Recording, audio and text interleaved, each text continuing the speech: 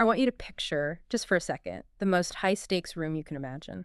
Okay. Maybe it's the Situation Room during some, global crisis, or the final moments of a courtroom drama.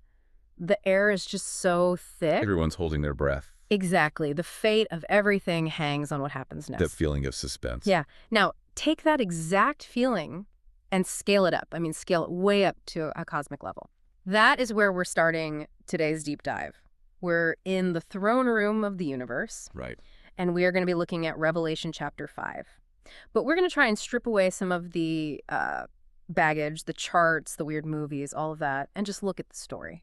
Which is such a good way to approach it, because Yeah. this chapter, I mean, it doesn't read like a dry religious text. It reads like a thriller. It really, really does. It has every beat of a great drama. You've got this sealed document that holds the destiny of the world. You have a frantic universal search for someone who's qualified to open it. And then this crisis that makes a grown man just break down sobbing. And then the plot twist. The plot twist is incredible. It just subverts everything we think we know about power. It's a masterpiece of narrative. Yeah. And so our mission today is really to decode all that heavy symbolism. We're going to talk about lions, lambs, horns, eyes, All the weird stuff. all the weird stuff. But we need to figure out what this text is actually claiming about the destiny of creation. So let's step into the room. The scene is set in the previous chapter, but now, chapter 5, verse 1, the camera sort of zooms in. It focuses on one object. Right. The text says, John sees a scroll, and it's in the right hand of him who sat on the throne. Okay, right hand. I know that's just a hand to us, but in the ancient world, that kind of body language was the language of its own. Oh, it was huge. The right hand symbolized authority, sovereignty, power. If a king held something in his right hand, it was a declaration. This comes from my will. So this is God's direct plan, no one else's. Exactly. And the scroll itself, the description is so specific. It's written inside and on the back. Which is an easy detail to just skim over. It is, but it tells you so much. See, in the ancient world, papyrus was expensive. You only wrote on the smooth side, the inside. Yeah. The back was rough. So you'd only write on the back if you absolutely had to. If you literally ran out of room, Yeah. it implies the document is packed, it's Wow. complete. You can't add an amendment. This is the full, final plan. And what is that plan? What's inside the scroll? Well, most scholars agree, based on the whole book, that it's basically the title deed to creation. It's the master plan for judging evil, redeeming the world, and setting up God's kingdom. So it's the script for the end of history. That's a great way to put it. Okay, so we've got the deed to the universe, but there's a problem. The text says it's sealed with 7 seals. And this is where the historical context is just so cool. Under Roman law, a will had to be witnessed by 7 people. 7 people. And each witness would trust their own signet ring into a wax seal on the scroll. So to open it, you'd need all 7 witnesses, or someone with even higher authority to break those seals. Exactly. It validates the document. And since the number 7 in this kind of writing almost always means perfection or completeness. It means the plan is perfectly locked, hermetically sealed. Right. And that creates the central tension. As long as those seals are intact, the will can't be executed. The world just stays in this broken, suspended state. A cosmic stalemate. Mm-hmm. The plan is there, but it's totally inaccessible. Which brings us to the casting call, verse 2. A strong angel steps up. I love that detail, like, even among angels there are weight classes. This one has a voice that shakes the pillars. He issues a challenge to the entire cosmos. Who is worthy to open the scroll and to loose its seals? I want to pause on that word, worthy. He doesn't ask who's strong enough. No. If it was about strength, I'm sure the strong angel could just rip it open himself. And that's the critical distinction. It's not a question of ability. It's a question of authority. It's a moral question. Who has the standing, the holiness, the absolute right to take the destiny of the world and execute it? It's like looking for someone to take the nuclear football, but the background check is, infinite. That's a great analogy. You need someone who hasn't been corrupted by the very system they're trying to fix. So the search begins, and the text makes a point of saying they looked everywhere, in heaven, on the earth, and under the earth. They check the angelic realm, no one. They check the human realm, every king, prophet, philosopher. Nope. They even check under the earth, the realm of the dead. And the result is just silence. Verse 3. No one was able to open the scroll or to look at it. Or to look at it. That's a Yeah. key phrase. It implies they couldn't even bear its scrutiny. This is the moment where the text just hammers home the total moral bankruptcy of creation. The humanity can't save itself. We can't fix this. We don't have the moral capital. And this realization just hits the narrator, John, like a freight train. Verse 4 says he wept much. The English there is a little too polite. Wept sounds like he just, shed a quiet tear. The Greek term is ekleion. It's this loud, audible sobbing. He's wailing. Which seems like a pretty intense reaction for just an observer. Why is he losing it so completely? Because he understands what that silence means. If the scroll stays sealed, God's purpose for history is.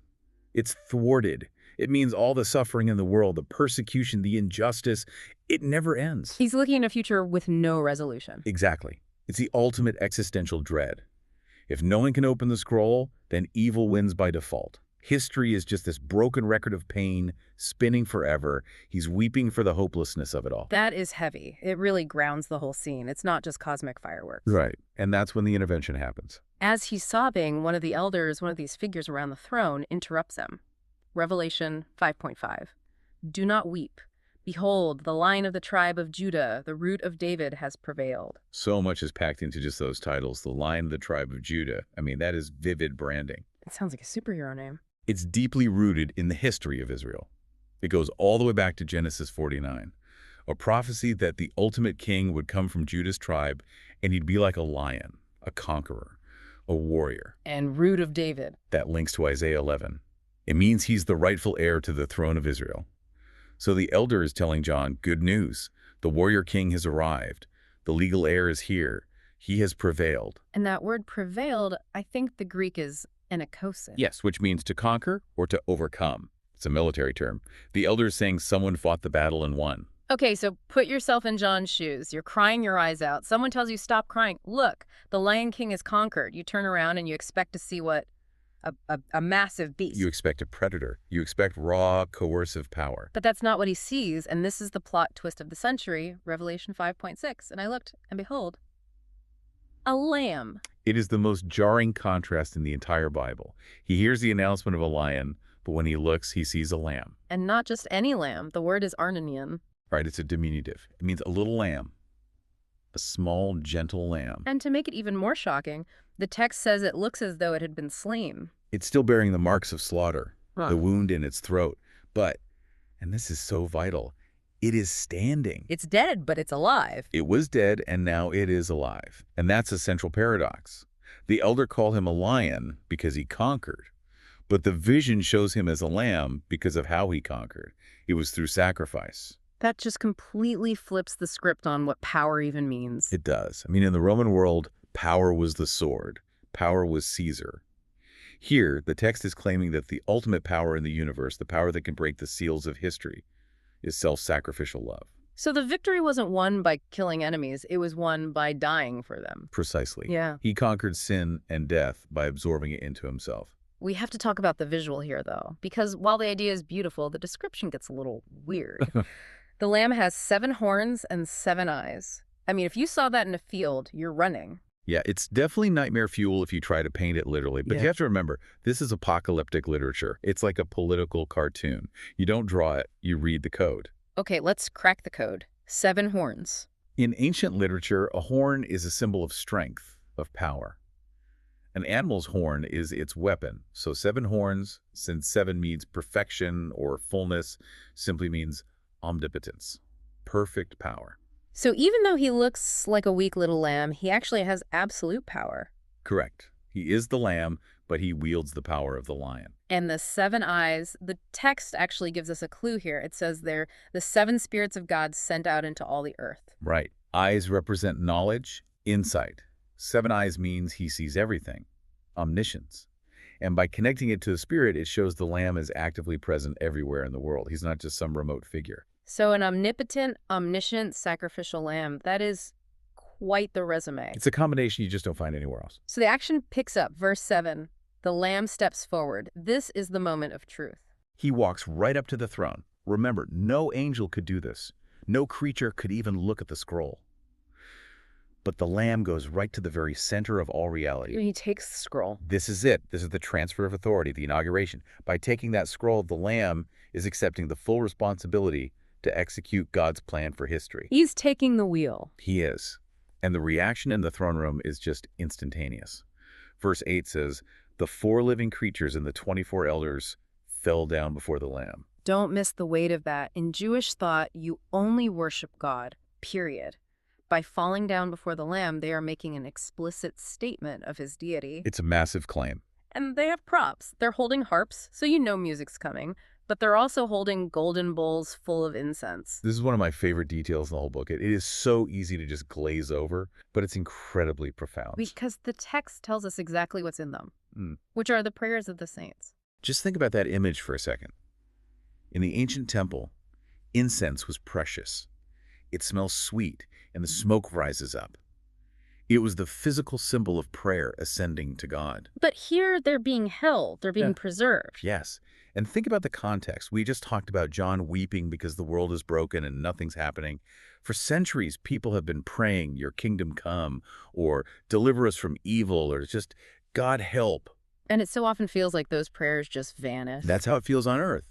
But this text says, no, they didn't disappear. They are here. They're in these golden bowls being carried by the highest officials in heaven. So in this ultimate cosmic scene, right before history starts to unfold, the thing that's front and center is my prayer. Your prayer, our listeners' prayers, the implication is just stunning. The Lamb takes the scroll in the presence of these prayers. It suggests that the unfolding of God's plan is somehow a direct response to them. That gives so much dignity to prayer. It's not just, shouting into the void. It's part of the engine. It suggests history is a partnership. So the bowls are full, the Lamb has the scroll, and then the singing starts. Verse 9. They sing a new song. Why new? In the Old Testament, you sing a new song whenever God does a new, mighty act of salvation. The old songs were about creation or the exodus from Egypt. This song is for the new act, redemption. And the lyrics are all directed to the Lamb. You are worthy, for you were slain and have redeemed us to God by your blood. And check out the demographics in that song. It says he redeemed people from every tribe and tongue and people and nation. It's completely global. It's more than global. It shatters the idea of nationalism. In the ancient world, gods were local. Your city had a god, your tribe had a god. But the Lamb's people are a cross-section of all humanity. And the song says he's made them kings and priests to reign on the earth. It's a restoration. If you go back to Genesis, that's what humanity was supposed to be. Rulers and priests. Sin messed that up. The Lamb is fixing it. He's restoring humanity to its original purpose.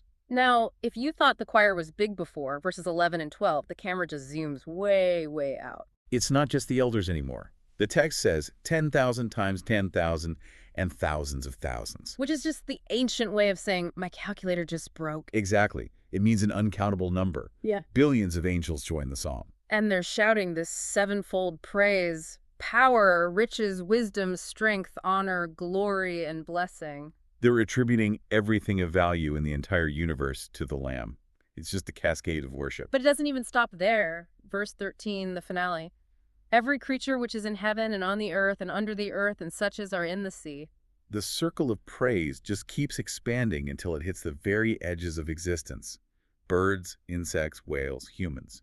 A universe totally unified in praise. It's the complete opposite of the silence we heard at the beginning. And notice who they're praising. To him who sits on the throne and to the Lamb. It's dual worship. The Father and the Son are placed on the exact same level. You literally cannot have a higher view of Jesus than you find in Revelation 5. He is the center of gravity for the cosmos. And the whole scene just ends with a simple amen. From the 4 living creatures, amen. It means this is true, so be it. It's the final stamp of approval. The elders fall down one last time, and the scene closes. So let's just zoom out. We've gone from this tense courtroom with a locked file and a weeping man. A dead end. It was a crisis of worthiness, the realization that we can't save ourselves. And then the solution shows up. But it's not the solution anyone would have expected. It's not a warlord, it's a sacrificial lamb. And because of that one act, the weeping turns into a song that eventually ropes in every atom in the universe. It is the ultimate turnaround story. And the key takeaway, I think, for anyone listening, is that history isn't random. It's not just chaos. It is a scroll, and it is held firmly in the hand of a Redeemer who has already proven his character. It really changes how you look at the morning news, doesn't it, when everything feels so out of control? Absolutely. It tells you there's a plan and there is a person steering the ship. Before we wrap this deep dive, I want to leave you with one final thought to chew on. We talked about those golden bowls, the prayers of the saints, held right there at the throne. Such a powerful image. If that's true, if your prayers are actual assets in the throne room of God preserved in gold until the right moment, how does that change the way you view all the things you've been praying for that haven't happened yet? The so-called unanswered ones? Exactly. What if they aren't ignored? What if they're not lost? What if they're just in the bowl, adding their weight, waiting for the lamb to open the next seal? That's a fascinating and deeply hopeful thought to end on. That's it for our depth dive into Revelation 5. Thanks so much for listening. See you next time.